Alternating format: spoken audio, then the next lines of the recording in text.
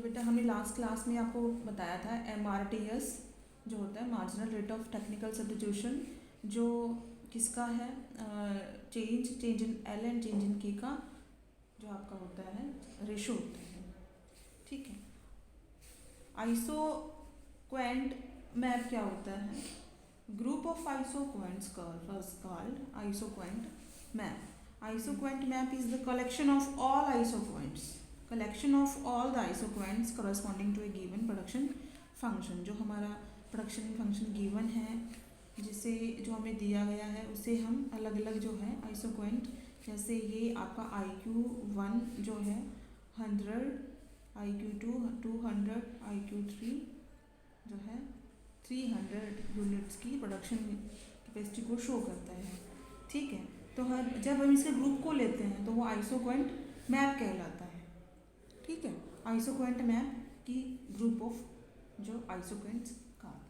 अब जो main question आपका आता है कि properties of isoquant curve. Isoquant curve की क्या प्रॉपर्टी है? फर्स्ट जो प्रॉपर्टी है, आइसोक्वेंट कर्व स्लोप डाउनवर्ड्स। देखिए जो बच्चे, आइसोक्वेंट की फर्स्ट जो प्रॉपर्टी है कि आइसोक्वेंट जो कर्व होगा उसका जो स्लोप होगा वो डाउनवर्ड्स होगा। OX और OY, ये OX पर हम लेबल लेंगे और OY पर हम कैपिटल लेंगे। ये आपका IQ कर्व है, इसका जो स्लोप है वो डाउनवर्ड स्लोप है। ये रीज़न क्या है इसका कि लेबर और कैपिटल के बीच में नेगेटिव रिलेशन है। लास्ट क्लास में भी मैंने आपको बताया था L और कैपिटल के बीच में क्या है, नेगेटिव रिलेशन होता है। अगर आप कैपिटल की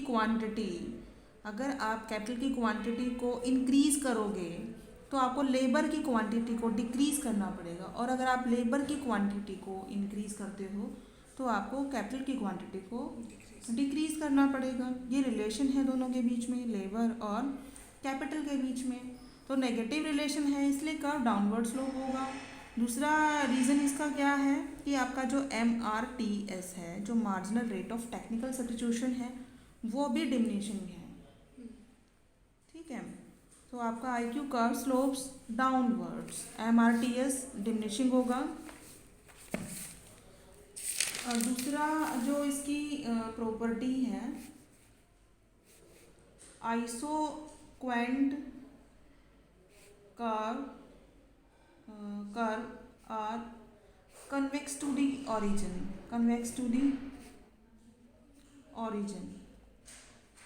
जो आपकी जो आइसोक्वेंट कर्व होंगे वो कन्वेक्स टू दी ओरिजिन होंगे। ठीक है, ये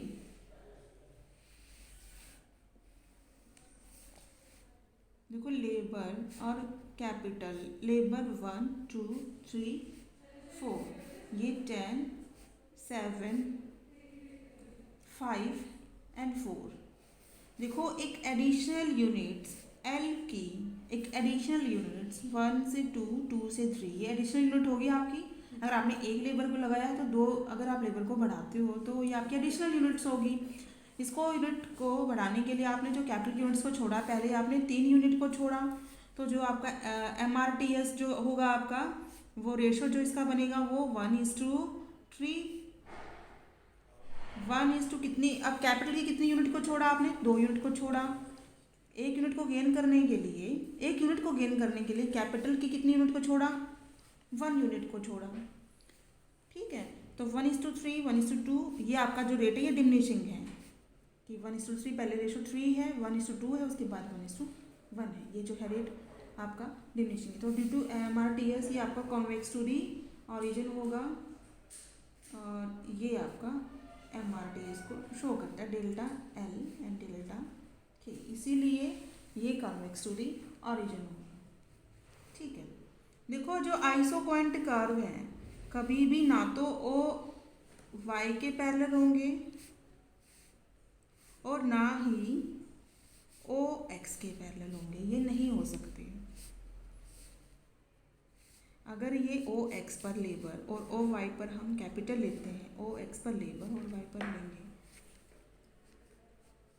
देखो इस कर्व से क्या शो होता है कि आपने ना जो प्रोडक्शन किया वो लेबर की यूनिट को कांस्टेंट करके और वाई जो है आप जो आपका कैपिटल की यूनिट्स को इंक्रीज करके आपने किया है, ठीक है। लेकिन आइसोक्वेंट्स में ये पॉसिबल नहीं है। आइसोक्वेंट्स में अगर आप एक फैक्टर को इंक्रीज करोगे तो दूसरे को आपको डिक्रीज करना पड़ेगा। इसमें एक फैक्टर तो कांस्टेंट है और दूसरा इंक्रीज हो रहा है, हो ही नहीं सकता। तो ये ओ एक्स के पैरेलल ओ वाई के पैरेलल नहीं हो सकता। ऐसे ही ये सेम ओ एक्स के पैरेलल भी नहीं हो सकता। इसमें आपने कैपिटल को कांस्टेंट बनाया है और आपने लेबर की यूनिट्स को आपने क्या किया है, आपने इंक्रीज किया है कि आप नंबर ऑफ लेबर को इंक्रीज करके और कैपिटल को आप कांस्टेंट करके आप प्रोडक्शन करते हो, तो ये भी पॉसिबिलिटी नहीं है। और ये MRTS जो है आपका वो आपका डिमिनिशिंग होगा। अगर आपका MRTS इंक्रीजिंग होगा तो ये कॉन्वेक्स टू डी ओरिजिन, ये कॉन्वेक्स टू डी ओरिजिन होता है due to MRTS, diminishing MRTS। अगर आपका MRTS अगर आपका इंक्रीजिंग रेट में होगा तो ये कर्व की शेप बेटा कनकेव हो जाएगी, concave to the origin, convex to the origin नहीं होगी, कनकेव टू डी ओरिजिन हो जाएगी। और आपकी IQ कर्व की शेप होती है कॉन्वेक्स टू डी ओरिजिन, तो ये आपकी शेप है और ये नहीं होगी। और ये भी कर्व नहीं हो सकता, ये ओ वाई के पैरेलल भी नहीं होगा, ठीक है। अब देखिए इसकी जो प्रॉपर्टी है जो आपकी है two isoquant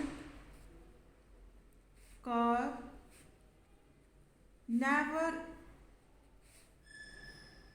intersect each other, ये कभी भी एक दूसरे को कट नहीं करेंगे। दो आइसोक्वेंट कर्व कभी भी एक दूसरे को कट नहीं करेंगे। अगर मान लो ये कट करते हैं, देखो ये IQ कर्व 1 है, ये IQ कर्व 2 है, ये आपका कॉमन पॉइंट है। एक दूसरे को मान लो कि ये A पॉइंट पर एक दूसरे को इंटरसेक्ट करते हैं। अब A पॉइंट, अब इस कर्व पे ये पॉइंट B पॉइंट, तो A जो है B के बराबर होगा और इस पर A पॉइंट, क्योंकि ये A पर कॉमन पॉइंट है A, तो A जो है C के भी बराबर होगा। A अगर B के बराबर, ये A B के बराबर है तो ये एक ही सेम कर्व पर है, सेम कर्व पर साइड पॉइंट इक्वल ही होंगे। तो A कर्व पर जो IQ सेकंड कर्व पर जो A पॉइंट है वो C के भी बराबर होगा, A is equal to C। अगर A पॉइंट B के बराबर है, A पॉइंट C के बराबर है, तो B पॉइंट जो है C के भी बराबर होगा। लेकिन B पॉइंट C के बराबर कभी भी नहीं हो सकता, क्योंकि IQ कर्व 1, IQ कर्व ये जो आपका B पॉइंट है ये IQ 1 पर है और आपका जो C पॉइंट है IQ सेकंड पर है, जो कि आपकी अलग अलग क्वांटिटी को शो करता है। ये पॉइंट कभी भी इक्वल नहीं हो सकते। इसका मतलब क्या है कि दो आइसोक्वेंट कर्व कभी भी एक दूसरे को कट नहीं करेंगे। क्लियर? इसकी जो आगे इसकी प्रॉपर्टी है बच्चों, आइसोक्वेंट कर्व जितना हाइयर होगा उतना ही वो higher isoquant curve shows higher production. जितना ऊंचा होगा ये कर्व उतना ही हमारा प्रोडक्शन का लेवल हाई होगा। मान लो IQ 1, IQ second, IQ third and IQ 4, ये कर्व देखो हम अगर जैसे IQ 1 से IQ सेकंड पे जाएंगे तो ज़्यादा प्रोडक्शन को शो करता है। और ज़्यादा प्रोडक्शन से हमेशा ही ज़्यादा फैक्टर से हमेशा ही ज़्यादा प्रोडक्शन होगा।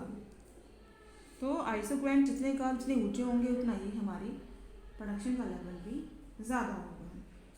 अब देखिए इसकी एक और जो प्रॉपर्टी है कि आइसोक्वेंट कर्व कभी भी ना तो OX को टच करते हैं, अगर ये IQ है, ये IQ 1 और ये IQ सेकंड है, तो ना तो वो OX को टच करेंगे और ना ही वो OY को टच करेंगे। ये कभी भी एक कर्व को टच नहीं करते हैं। इसका मतलब देखो हमने एक ही साधन को लगाया, हमने Y के साधनों को, इसमें हमने क्या किया, अगर ये कैपिटल है ये लेबर है, अगर ये OX को टच करेगा तो मतलब K की यूनिट्स को हमने नहीं लगाया और इसमें लेबर की यूनिट्स को नहीं लगाया।